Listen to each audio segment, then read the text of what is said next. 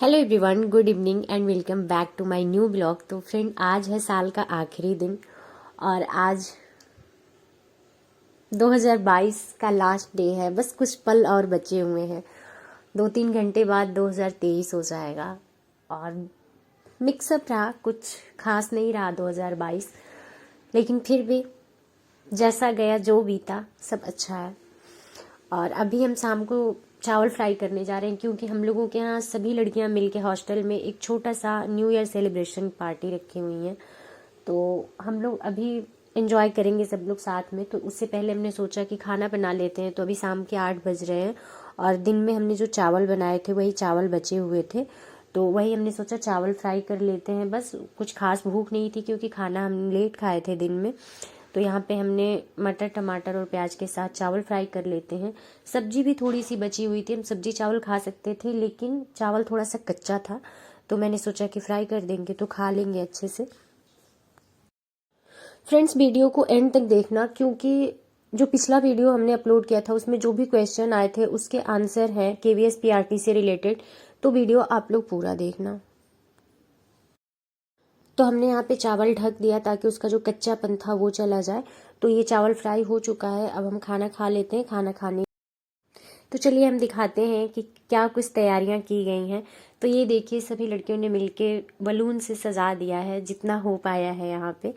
और उसके बाद हम चलते हैं, तैयार हो जाते हैं क्योंकि सब लोग लगभग वही 11:30 11:15 बजे के आसपास अपना स्टार्ट करेंगे एंजॉय करना। 1-1.5 घंटे चलेगा, बहुत ज़्यादा देर तक नहीं चलेगा। तो ये रहा मेरा फाइनल लुक। और अभी हम बगल वाले रूम में जाके कैमरा हम लोग ट्राई कर रहे हैं कि कहाँ पे लाइट अच्छी है, कहाँ की फ़ोटो अच्छी निकलेगी। और उसके बाद ये रहा केक।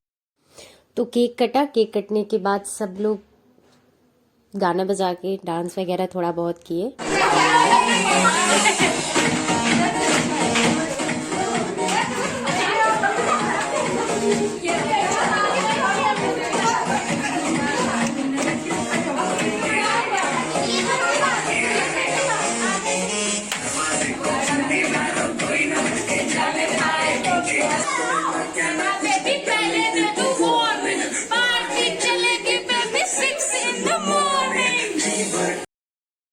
तो फ्रेंड्स, आप सभी को नव वर्ष की ढेरों सारी शुभकामनाएं।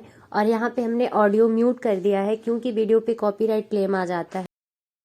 और ऐसे मौके बहुत ही कम मिलते हैं फ्रेंड्स कि सब लोग साथ में मिलकर एंजॉय करें, सेलिब्रेट करें। जब से हम बाहर रह रहे हैं ये सेकेंड टाइम है।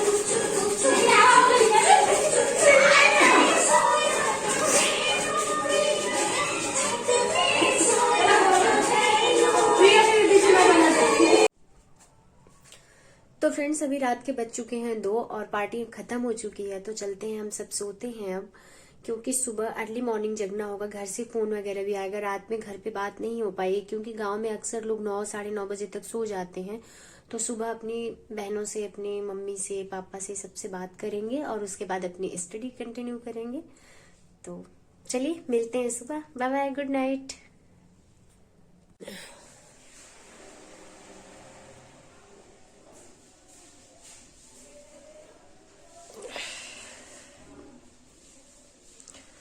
Hello everyone, good morning. अभी को नव वर्ष की ढेरों सारी शुभकामनाएं। सब लोग अच्छे से रहें, सबका साल अच्छा जाए।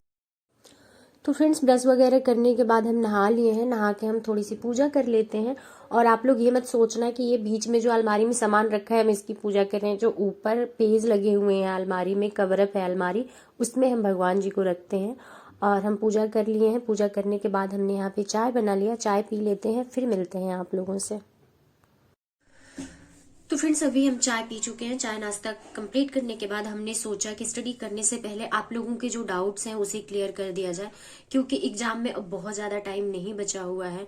केवीएस पीआरटी का एग्जाम जैसे जैसे नजदीक आ रहा है आप लोगों के कंफ्यूजन बढ़ते जा रहे हैं। कल मैंने जो वीडियो अपलोड किया था वो केवीएस पीआरटी की लगभग समझ लीजिए बुक लिस्ट की वीडियो थी वो। तो बहुत अच्छे से मैंने सारे सब्जेक्ट को लेके क्लियरिफाई किया था कि आपको क्या क्या पढ़ना है, कितना पढ़ना है, कहाँ से पढ़ना है, किस बुक से पढ़ना है, या फिर मैं जो मटेरियल फॉलो कर रही हूँ वही चीजें मैं आपको दिखाई थी।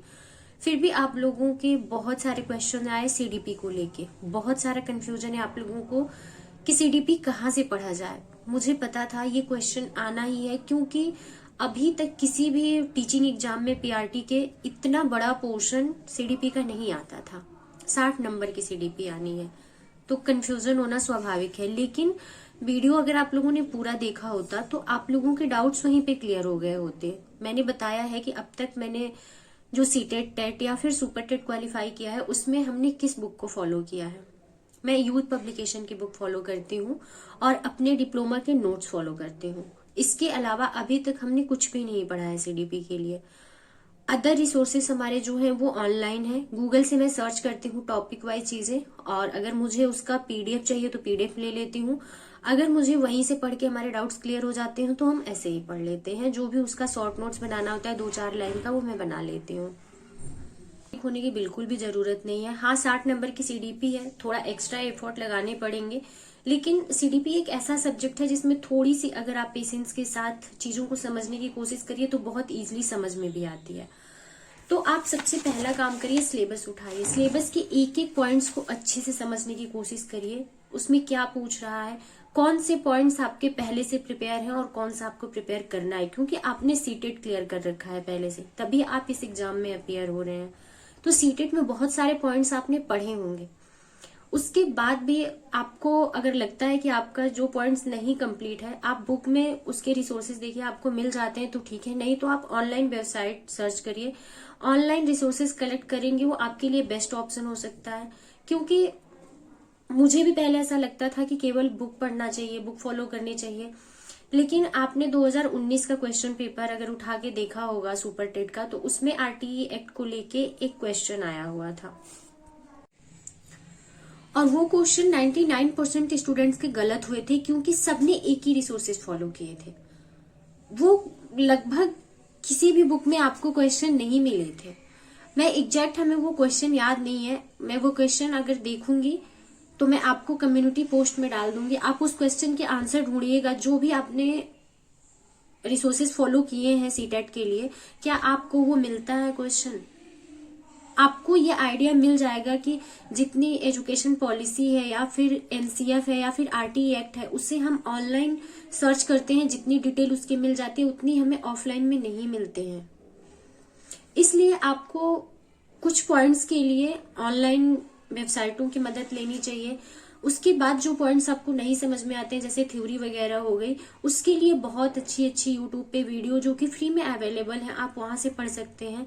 बस ये है कि थोड़ा सा आपको एक्स्ट्रा एफर्ट लगाने पड़ेंगे, पॉइंट टू पॉइंट आपको चीजें कवर करनी पड़ेगी, आपके सामने अलग अलग रिसोर्सेज कलेक्ट करने पड़ेंगे, उसके नोट्स बनाने पड़ेंगे, उसको बार बार रिवाइज करना पड़ेगा। उसके बाद आप प्रैक्टिस सेट लगाएंगे तो आपको खुद ही पता चलेगा कि आप कहाँ पे स्टैंड करते हैं, कितने पोर्शन आपके तैयार हैं और कितने अभी बाकी हैं। उम्मीद करती हूँ कि आप लोगों के जो भी डाउट्स थे सीडीपी को लेके वो क्लियर हो गए होंगे। अभी भी आप लोगों के अगर कुछ भी क्वेश्चन होंगे तो आप लोग कमेंट बॉक्स में कमेंट करना, मैं उसका आंसर जरूर करूंगी। और जो भी हमारा स्टडी रूटीन होगा वो आप लोगों के साथ शेयर करती रहूंगी। और केवीएस का एग्जाम जिस तरीके से नजदीक आ रहा है, स्वाभाविक सी बात है कि सबके मन में घबराहट हो रही होगी किस तरीके से सिलेबस कंप्लीट करें, क्योंकि सिलेबस बहुत लेंदी है। लेकिन अगर पॉइंट टू पॉइंट कवर किया जाए तो बहुत ही लिमिटेड टाइम में सिलेबस कंप्लीट हो सकता है। तो चलिए, आप लोग पढ़ाई करते रहिए, और जो भी यूपीपीएससी के स्टूडेंट हैं जो हमारे साथ जुड़े हुए हैं, उनसे मैं यही कहना चाहूंगी कि जो भी हमारा यूपीपीएससी को लेके भी स्टडी रूटीन होगा वो आप लोगों के साथ मैं शेयर करती रहूंगी। मैं इससे पहले टीचिंग एग्जाम को लेके बात नहीं करती थी अपने वीडियो में, लेकिन क्योंकि मुझे भी बहुत प्रॉब्लम हुई है जब मैंने टेट सीटेट का पेपर देना शुरू किया, तो क्योंकि कहीं से मुझे कोई क्लियर इन्फॉर्मेशन नहीं मिल पा रही थी। जब मेरे पास फोन आया तो फोन के थ्रू ही चीजें मेरे लिए आसान हुई और मैं समझ पाई सिलेबस को, मैं पेपर के पैटर्न को समझ पाई।